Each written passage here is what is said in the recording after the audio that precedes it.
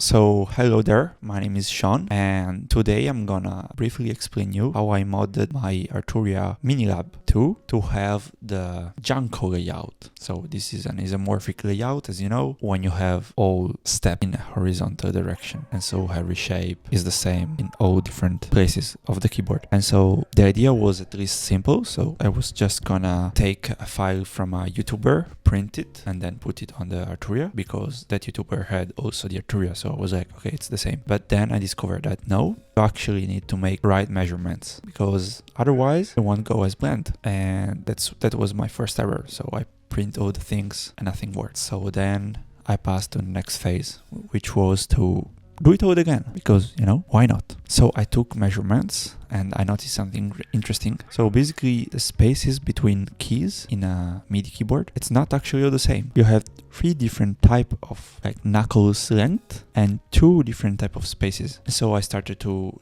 take the caliber and take measurements about the whole keyboard. Then basically on Blender I made a mock-up version of the keyboard, and then last of all, I designed again all the keys with the hexagonal keys, and I designed it for like a fast and efficient printing. That was my main goal, and that's the difference between my design and the other YouTuber design. He basically didn't think about efficiency or didn't think about speed while printing. So one key took about, I don't know, 15 minutes. For him it took like 3 hours or something like that. And I needed to print fast because I want to print fast and efficient. So spent too much time on doing many revisions, but at the end I got a good quality, and then I needed to think about how to remove any unnecessary plastic on the prints. So I finally decided to print them flat. Basically that's it. And then finally mount it all again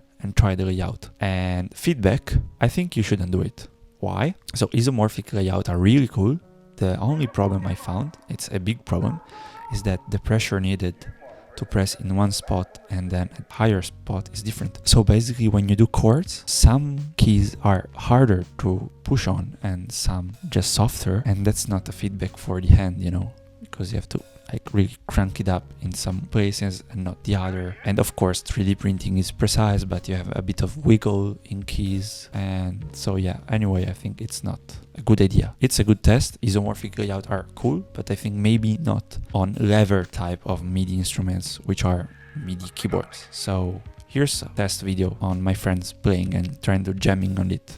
It's quite actually good experiment, but maybe not to the point to do it for the hustle of trying a new layout, you know. Maybe you should stick to isomorphic apps on phones, on tablet, and if you find it really cool, try to make an actual MIDI instruments out of it. So enjoy the video. See you next time.